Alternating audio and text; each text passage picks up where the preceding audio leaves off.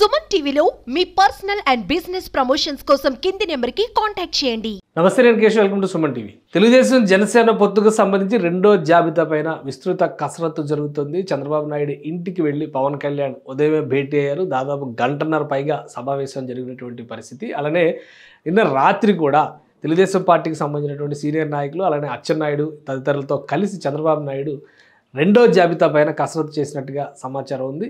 ఈ రెండు అంశాలని కనుక బేరీజ్ వేసుకొని చూస్తే అతి త్వరలోనే, అంటే 1-2 రోజుల్లోనే రెండో జాబితాని రిలీజ్ చేయడానికి కావాల్సినటువంటి సన్నాహాలు రెండు పార్టీలు చేస్తున్నటువంటి సంకేతాలు కనిపిస్తున్నాయి. అయితే ఈసారి జాబితాలో ఏమేమి అంశాలు ఉండొచ్చు, ఏ విధంగా రెండు పార్టీలు ముందుకు వెళ్ళడానికి అవకాశం ఉంది, ఈ అంశాలను ఒకసారి విశ్లేషించేటువంటి ప్రయత్నం చేద్దాం. పవన్ కళ్యాణ్ ఈరోజు ఉదయం చంద్రబాబు నాయుడు ఇంటికి వెళ్ళారు. చంద్రబాబు నాయుడు ఇంటికి వెళ్ళడం ద్వారా ఆయన రెండో జాబితాకి సంబంధించినటువంటి కసరత్తుని పరిశీలించారు. అలానే ఎవరెవరిని ఎక్కడెక్కడ బరిలో నిలపాలనేటువంటి అంశంపై, ఎందుకంటే రెండు పార్టీలకు సంబంధించి ఇప్పటికే ఒక క్లారిటీ వచ్చేసింది. ఆ క్లారిటీ చాలా క్లియర్గా జనసేన పార్టీ 24 చోట్ల బరిలో దిగబోతుంది. ఆ విషయంలో ఎవరికి ఏది కూడా అభ్యంతరాలు ఉన్నా కానీ జనసేన పార్టీ తన అనుకున్నటువంటి అంశానికి తగ్గట్టుగా జనసేన పార్టీ ముందుకు వెళ్లాలనేటువంటి నిర్ణయం తీసుకుంది. 24 స్థానాల్లో జనసేన బరిలో దిగబోతుంది. అలానే 94 స్థానాలకు సంబంధించి తెలుగుదేశం పార్టీ ఇప్పటికే లిస్ట్ అనౌన్స్ చేసినటువంటి పరిస్థితి ఉంది. అంటే ఇందులో జనసేన పార్టీ 24లో 5 మాత్రం ఇప్పటికే అనౌన్స్ చేసింది.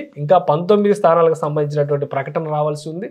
మిగిలిన నియోజకవర్గాల్లో ఓవరాల్గా రెండు పార్టీలు కలిపి చూస్తే కనుక 118 నియోజకవర్గాలకు సంబంధించి ఆంధ్రప్రదేశ్లో మొత్తం 175 ఉన్నాయి. అందులో 118 నియోజకవర్గాలకు సంబంధించినటువంటి క్లారిటీ రెండు పార్టీలు కూడా ఇచ్చేసినటువంటి పరిస్థితి ఉంది. సో రిమైనింగ్ 57 స్థానాల భవిష్యత్తు పైన రెండు పార్టీల నేతలు కూడా విస్తృతంగా చర్చలు జరిపినట్టుగా తెలుస్తుంది. ఈ 57 స్థానాల్లో బీజేపీ, భారతీయ జనతా పార్టీ కనుక పొత్తులోకి వస్తే ఎన్ని స్థానాల్ని ఇందులో నుంచి బీజేపీకి కేటాయించాలనేటువంటి అంశం పైన రెండు పార్టీల నేతలు కూడా చర్చలు జరిపినట్టుగా తెలుస్తుంది. ముఖ్యమైనటువంటి మరొక అంశం ఏంటంటే, పురంధేశ్వరి గారు ఆల్రెడీ బీజేపీ రాష్ట్ర శాఖ అధ్యక్షురాలు ఢిల్లీ పయనమైనటువంటి పరిస్థితి. ఇవాళ రేపు ఢిల్లీలో కోర్ కమిటీ సమావేశాలు జరగబోతున్నాయి. కోర్ కమిటీలో ప్రధానమైనటువంటి అంశాలపైన చర్చ జరిగేటువంటి అవకాశం ఉంది. ఆ అంశాలు ఏంటో కూడా ఒకసారి మనం పరిశీలిద్దాం. ఢిల్లీలో జరుగుతున్నటువంటి కోర్ కమిటీ సమావేశాలకు సంబంధించి భారతీయ జనతా పార్టీ ఇప్పటికే ఒక క్లారిటీ ఇచ్చింది. కేంద్ర ఎన్నికల కమిటీ భేటీలు జరగబోతున్నాయి. అంటే ఎల్లుండి సాయంత్రానికి కేంద్ర ఎన్నికల కమిటీ భేటీ జరగబోతుంది. అప్పటికల్లా కూడా రాష్ట్రాలకు సంబంధించినటువంటి ఎన్నికల కమిటీలు, పార్టీల అధ్యక్షులతో ఇవాళ రేపు భారతీయ జనతా పార్టీ అధిష్టానం సమాలోచనలు జరగబోతుంది. ఆల్రెడీ 4 రోజుల క్రితం రాష్ట్ర పరిశీలకుల బృందం రాష్ట్రానికి వచ్చింది. బీజేపీలో ఉన్నటువంటి సీనియర్ లీడర్లు అందరి అభిప్రాయాలు తీసుకున్నటువంటి పరిస్థితి. అలానే కూటమితో వెళ్ళేటువంటి విషయంలో టీడీపీ, జనసేన, బీజేపీ కలిసి ముందుకు వెళ్ళేటువంటి అంశం పైన వ్యక్తిగతంగా అందరి దగ్గర నుంచి కూడా అభిప్రాయ సేకరణ జరిగింది.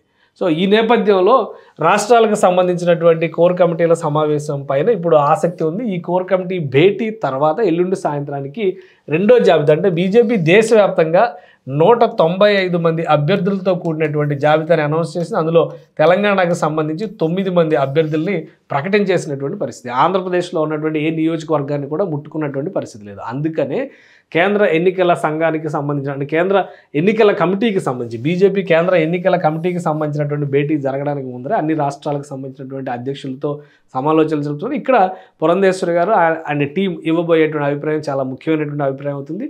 ఈ నిర్ణయం తర్వాత ఏపీలో పొత్తు ఉంటుందా లేదా అనేటువంటి అంశం పైన ఒక స్పష్టత వచ్చేటువంటి ఛాన్సెస్ ఉన్నాయి. అందుకనే ఈ భేటీ తర్వాత, అంటే బహుశా ఇవాళ రేపు ఈ భేటీలు పూర్తయిన తర్వాత జనసేన, టీడీపీ అధినేతలకి పిలుపు రావచ్చు అనేటువంటి సంకేతాలు ఉన్నాయి. ఈ నేపథ్యంలో ఇద్దరు కూడా అసలు ఇప్పుడు డిసైడ్ చేయాల్సినటువంటి అంశాలు, ఎందుకంటే 57 నియోజకవర్గాలకు సంబంధించినటువంటి పెండింగ్ లిస్ట్ ఉంది. ఈ 57 నియోజకవర్గాలను ఏ విధంగా డిసైడ్ చేయాలనేది ఒక అంశం అయితే, జనసేన పార్టీ 19 నియోజకవర్గాలకు సంబంధించి 10 నియోజకవర్గాల్లో అభ్యర్థుల ప్రకటన చేయబోతోంది.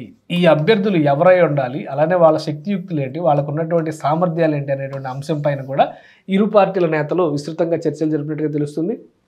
ఓవరాల్గా సుమారు 30 నియోజకవర్గాల పైన ఏకాభిప్రాయం వచ్చినట్టుగా తెలుస్తుంది. ఈ ఏకాభిప్రాయం ప్రకారం, అంటే ఈ 30 నియోజకవర్గాల్లో ఇంక్లూడింగ్ జనసేన, అంటే తెలుగుదేశం, జనసేనకు సంబంధించినటువంటి నియోజకవర్గాలు ఇవి. ఇందులో ఈ 30 నియోజకవర్గాల్లో ఏకాభిప్రాయం ఉన్నటువంటి నియోజకవర్గాలు, అంటే జనసేన నుంచి 10 నియోజకవర్గాలు, తెలుగుదేశం నుంచి ఒక 20 నియోజకవర్గాలు. ఈ 30 నియోజకవర్గాలకి సంబంధించినటువంటి జాబితా ఇప్పటికే రెండు పార్టీలు కూడా సిద్ధం చేసినటువంటి పరిస్థితి. పొత్తు అంశం పైన క్లారిటీ వచ్చేటువంటి అంశాన్ని దృష్టిలో పెట్టుకొని ప్రకటన చేసేటువంటి ఆలోచనతో జనసేన టీడీపీ ఉన్నట్టుగా తెలుస్తుంది. బీజేపీ అధిష్టానం తీసుకోబోయేటువంటి నిర్ణయం రాష్ట్రాల అధ్యక్షులతో సమాలోచనలు, ఆ తర్వాత కేంద్రానికి సంబంధించి అంటే జాతీయ స్థాయిలో 195 నియోజకవర్గాలు ఆల్రెడీ అనౌన్స్ చేశారు కాబట్టి రెండో జాబితా పైన కసరత్తు చేసేటువంటి పరిస్థితి ఉంటుంది.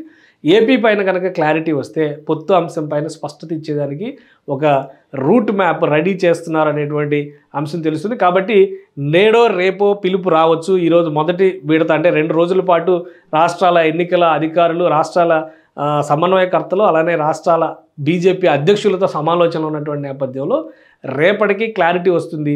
అక్కడ ఢిల్లీ వెళ్ళిన తర్వాత సెకండ్ లిస్టుకి సంబంధించినటువంటి అంశం. ఎందుకంటే ఒకసారి ప్రకటన చేసిన తర్వాత మళ్ళీ మార్పులు చేర్పులు ఉండకూడదు కాబట్టి ఈ 30 నియోజకవర్గాలపైన 2 పార్టీలు ఏకాభిప్రాయంతో కనుక ఉంటే బీజేపీ కోరేటువంటి స్థానాలపైన కూడా స్పష్టత. ఎందుకంటే కేంద్రంలో ఉన్నటువంటి నాయకులు ప్రధానంగా అడుగుతుంది బీజేపీ లోక్సభ స్థానాలపైన ఫోకస్ అనేటువంటి అంశంపైనే ఎక్కువ దృష్టి పెడుతుంది. కాబట్టి లోక్సభ స్థానాల విషయంలో జాబితాను ప్రకటించేందుకు కావాల్సినటువంటి క్లారిటీ బీజేపీ అధిష్టానం తీసుకునే అవకాశం ఉంది.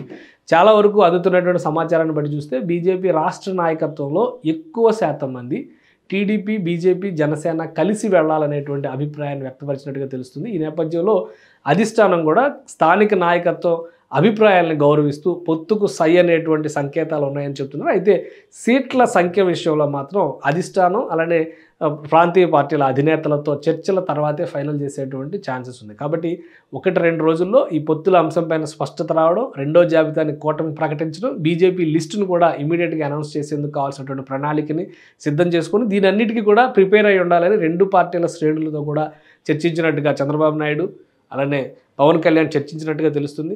పవన్ కళ్యాణ్ పోటీ చేయబోయేటువంటి స్థానం పైన కూడా ఆసక్తికరమైనటువంటి చర్చ జరిగినట్టుగా తెలుస్తుంది. సో ఈ అంశాలన్నింటినీ క్రోడీకరించిన తర్వాత ఢిల్లీ పర్యటన ఉంటుందా లేదా అనేది 24 గంటల్లో తేలేటువంటి అంశంగా పార్టీలో అంతర్గతంగా చెప్తున్నటువంటి మాట.